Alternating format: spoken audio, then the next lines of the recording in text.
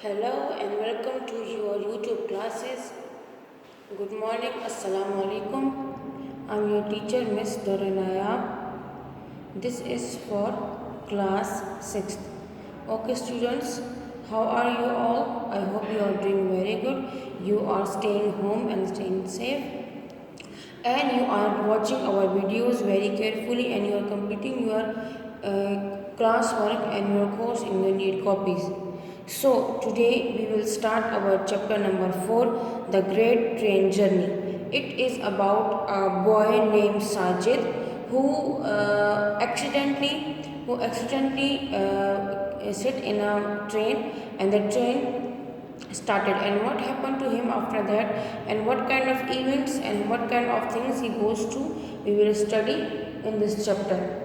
ये कहानी एक बच्चे के बारे में है जो कि गलती से ट्रेन में रह जाता है, और जब ट्रेन चलने लगती है तब उसको पता चलता है कि ट्रेन चल रही है, और उसके बाद उस ट्रेन में उसके साथ क्या क्या होता है, कैसे होता है, और वो उसके साथ ट्रेन में कौन मिलता है, तो और उसके उसकी कैसे दोस्ती होती है, ये सब इस कहानी में हम पढ़ेंगे. Okay, let's start the chapter. Sajid waved to a passing train and kept waving until only the spiraling smoke remained. He liked waving to trains. He wondered about the people in them and about where they were going and what it would be like there. And when the train had passed, leaving behind only the hot, empty track, Sajid was left alone. He was a little lonely now. His hands in his pockets, he wandered along the railway track, kicking at loose pebbles and sending them down the bank. Soon there were other tracks, a railway siding and a stationary goods train. Okay, I am going to translate this paragraph. Sajid ने चलती हुई train को हाथ हिलाया और तब तक हाथ हिलाया जब तक कि उसका धुआं गायब ना हो गया. उसे चलती हुई ट्रेनों को हाथ हिलाना बहुत पसंद था. वो सोचता था कि उसमें बैठे हुए लोग कैसे होंगे, कहाँ होंगे और क्या करते होंगे. और जब ट्रेन गुजरती है तो वो जो है अपने पीछे सिर्फ और सिर्फ एक खाली और जगह छोड़ देती है और साजिद फिर से अकेला हो जाता है. वो एक छोटा लड़का था जो कि अकेला था. उसके हाथ उसके पॉकेट में थे और वो रेलवे ट्रैक के आसपास घूम रहा था और आते जाते कंकरियों को या पत्थर को लात मारता और उन्हें बाहर फेंकता.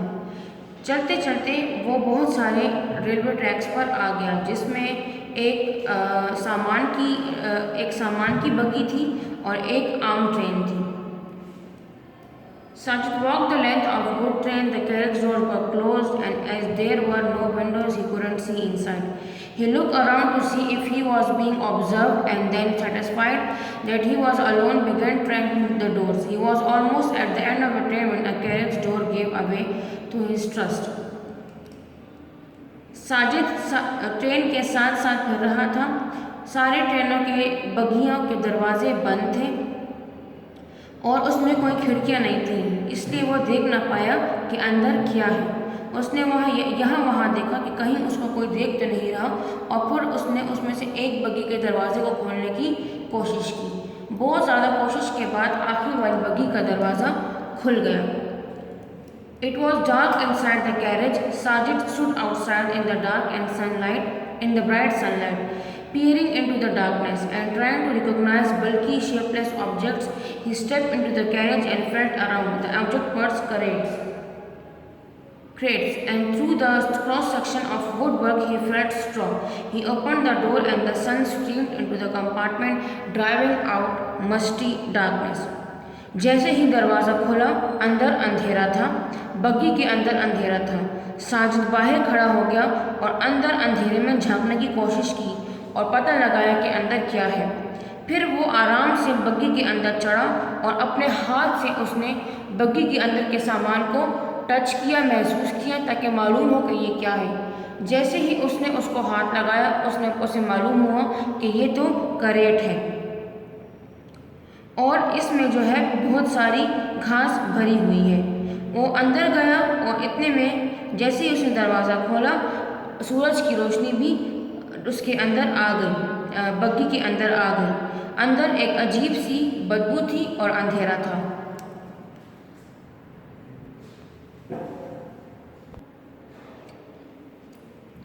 Sajid sat down on a packing case, his chin cupped in his hands. The school was closed for summer holidays and he had been wandering about all day and still did not know what to do with himself. The carriage was bare of any sort of glamour. Passing trains fascinated him. Moving trains, crowded trains, impending trains, all fascinated him, but this smelly, dark compartment filled him only with gloom and more loneliness.